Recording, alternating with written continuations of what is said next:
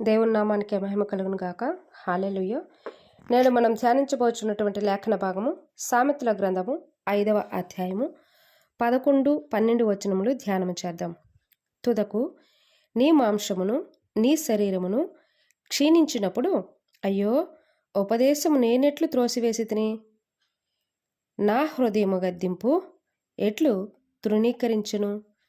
ఈ రెండు మాటల్లో ఉన్నటువంటి మరి కొన్ని అర్థాలను పరిశీలన చేసుకుంటూ వాక్యం లోతుల్లోనికి వెళదాం.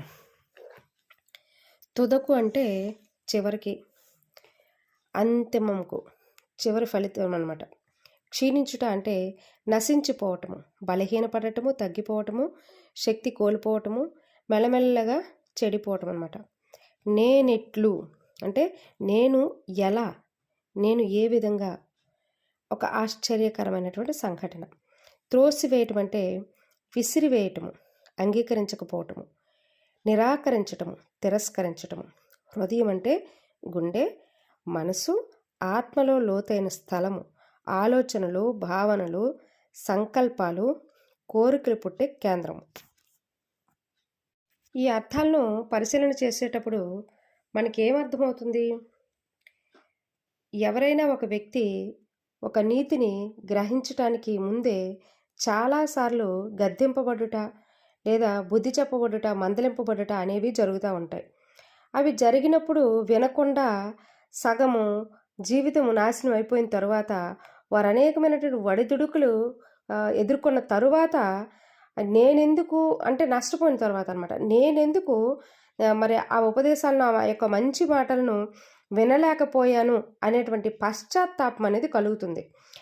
దానిని గురించి వివరించడానికి ఈ యొక్క మాటలు అనేవి మనకి హెచ్చరికగాను, అలాగే పశ్చాత్తాపడేవిగాను, అలాగే మార్గదర్శకంగాను, అంటే దేవుని యొక్క గద్దింపుని కానీ, దేవుని యొక్క బోధన కానీ త్రోసివేయకుండా మనం సరిచేసుకోవాలి అన్నటువంటి సందేశాన్ని మనకి ఇస్తున్నాయని జ్ఞాపకం చేసుకోవాలి. అయితే వాక్యంలోనికి వెళ్దాం. దేవుడు మనిషిని తన పోలికలో తన స్వరూపంలో చేసుకుని ఉన్నాడు కదా, ఆది కాండంలో నేర్చుకున్నాము. అదే మనిషి తన మార్గాన్ని తాను చెరుపుకుని ఉన్నాడు అని దేవుని మాటను నేర్చుకున్నాం కూడా. అంటే మనిషి తన మార్గమును చెరుపుకున్నాడు అని అంటే మనిషికి ఒక మార్గం ఉంది. దేవుడు ఒక మార్గాన్ని, ఈ మార్గంలో వెళ్ళాలి అన్నటువంటి నిర్దేశకతను ఏర్పాటు చేశాడు మనిషికి. ఆ మనిషి ఆ మార్గాన్ని అంటే మనిషి యొక్క మార్గాన్ని చెరుపుకున్నాడు తనకు తానే. కావున దేవుడు తన స్వరాన్ని ఎవరికైతే వినిపింపు చేస్తాడో, అంటే మనిషి నడవవలసినటువంటి మార్గాన్ని చెరుపుకొని మరి చెడు మార్గముల గుండా, తప్పుడు మార్గముల గుండా వెళతా ఉంటే దేవునికి దూరం అయిపోతూ ఉంటాడు కదా. దేవుని స్వరూపంలో ఉన్నటువంటి మనిషి దేవుని యొక్క మందిరాన్ని పాడు చేస్తున్నట్లే. కాబట్టి నీ జీవితంలో లేదా నా జీవితంలో నీవు జీవించే శైలి మీద, అంటే జీవన శైలి మీద దేవుని యొక్క పని నిర్ణయించబడుతుంది. దేవుడు తన ఉద్దేశాన్ని నిర్వహించుటకు ఒక మనిషి అవసరం. అంటే నిర్వర్తించాలంటే, ఆయన ఉద్దేశము నిర్వర్తించాలంటే ఒక మనిషి అనేవాడు అవసరము. ఆ మనిషిని దేవుడు ఎంచుకున్నాడంటే లెక్కకు ఇసుక రేణువుల వలె ఉండే ప్రజల మధ్య నుండి దేవుడు ఈరోజు నిన్ను నన్ను ఎన్నుకున్నాడు, పిలుచుకున్నాడు. కాబట్టే మరి దేవుడు అనేక విధాలుగా మనిషితో మాట్లాడదు. అంటే మనిషితో అంటే ఇక్కడ నువ్వు నేను అవ్వచ్చు. కాబట్టి నీతోనూ నాతోనూ దేవుడు మాట్లాడుతూ ఉన్నాడు. అసలు దేవుడు మనిషితో ఎందుకు మాట్లాడతాడు ముందే చెప్పుకున్నాం కదా. ఏంటది? నడవవలసిన మార్గాన్ని వదిలి తప్పుడు త్రోవ పట్టడం వల్ల. అయితే మనిషిని సరిచేసుకోవాలనే ఉద్దేశంతో అలాంటి తప్పిదాలు, పాపాలు విడనాడి దేవునితో జీవించుటకు దేవుడు మనుషులతో మాట్లాడతాడు. ఎలాగూ, ఎక్కడ, ఎప్పుడు అనే ప్రశ్నలు చూసినట్లయితే దేవుడు మాట్లాడే పద్ధతుల్ని ఇప్పుడు మనము చూద్దాం.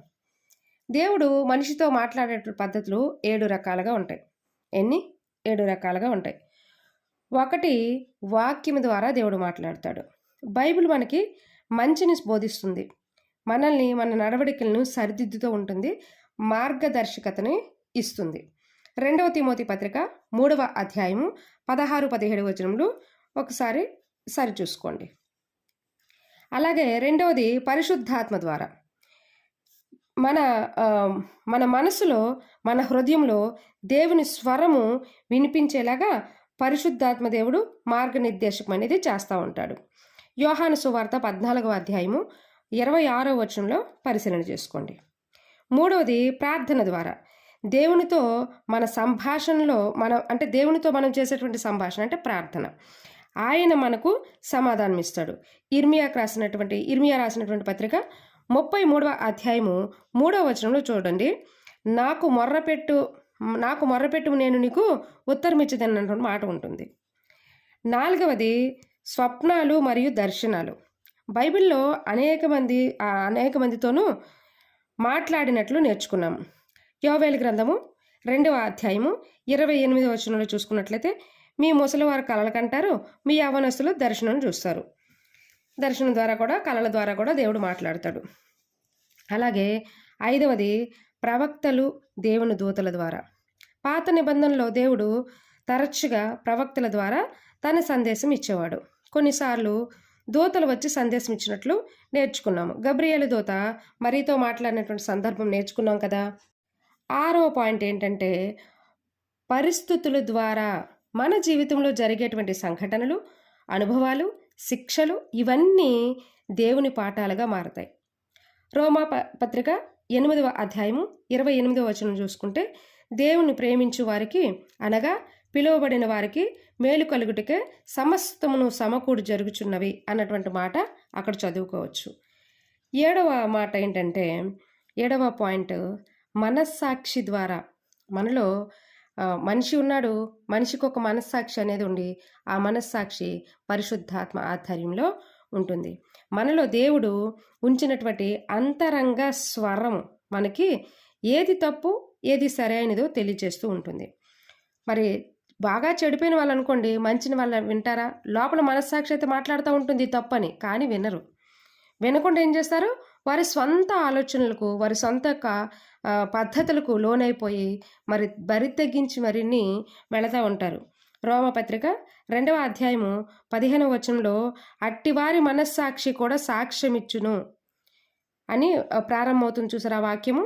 అది చూసుకోండి. ఇన్ని విధాలుగా దేవుడు మనిషితో మాట్లాడుతాడు. అయితే ఎవరు ఏ పరిస్థితిలో విని మార్పు చెందుతారో తెలియదు. కొంతమంది దేవుని మాటలను నిర్లక్ష్యం చేస్తారు. ఇన్ని విధాలుగా హెచ్చరికలు ఉన్నా అంగీకరించరు. అలాంటి వారికి దేవుడు ఖచ్చితంగా బుద్ధి చెప్పి బోధలోనికి నడిపిస్తారు. మనిషిని చేసుకున్న దేవునికి ఆ మనిషి యొక్క హృదయం కాఠిన్యత తెలీదా? అది ఎలాగో మార్చుకోవాలి, ఆ హృదయ కాఠిన్యతను ఏ విధంగా ఆయన వైపు త్రిప్పుకోవాలి అన్నటువంటి విషయాన్ని దేవుడు మనిషిని సరిచేస్తా, పరీక్షలు పెడతా, పరీక్షించుకుంటా ముందుకు తీసుకెళ్తా ఉంటాడనమాట. అయితే దేవుడు జాలిగల దేవుడు, కృపా సత్య సంపూర్ణుడు, దీర్ఘశాంతము వహించి బోధించి బోధించి బోధ చేస్తూ ఉంటాడనమాట.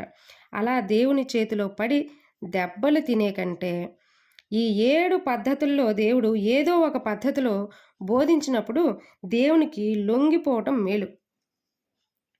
లేదంటే ఆ తర్వాత పైవచనంలో చెప్పుకున్నట్లు ఆ బోధను నేనెందుకు త్రోసిపుచ్చాను అని విలపించి పశ్చాత్తాపడతామన్నమాట. నీ పుట్టుకు ఒక కారణం ఉంది, ఆ కారణం ఏంటో అన్వేషించు. ఈ లోకంలోనిది ఏది శాశ్వతము కాదు. దేవుడు నిన్ను నన్ను భూమి మీదకి పుట్టించారు అనంటే దానికి కారణం ఉంది. నీ బ్రతుకులో నీవు చేసేటువంటి వేషధారణ కానీ, నీవు వేసేటువంటి వేషాలు కానీ ఇవేవి కూడా ఆయనకి ఇష్టం లేనివి. ఆయనకి ఇష్టమైనటువంటి పద్ధతిలో నడవాలంటే ఆయన పరిశుద్ధుడు, ఆయన పిల్లలుగా మనము కూడా పరిశుద్ధులంగా ఉండాలి. లోకంలో ఉన్నదానికి వాల్యూ ఇస్తూ దేవుని యొక్క మాటలకు, దేవుని యొక్క స్థానానికి విలువ ఇవ్వకుండా ప్రక్కత్రోవ పెడుతున్నామేమో. కానీ దేవుడు ఒకరోజు పట్టుకుంటాడు.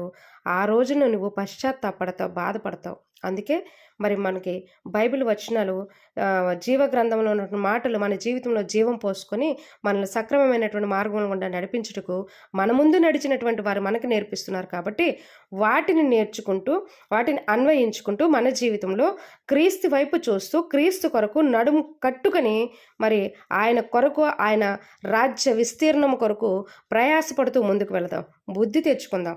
ప్రార్థన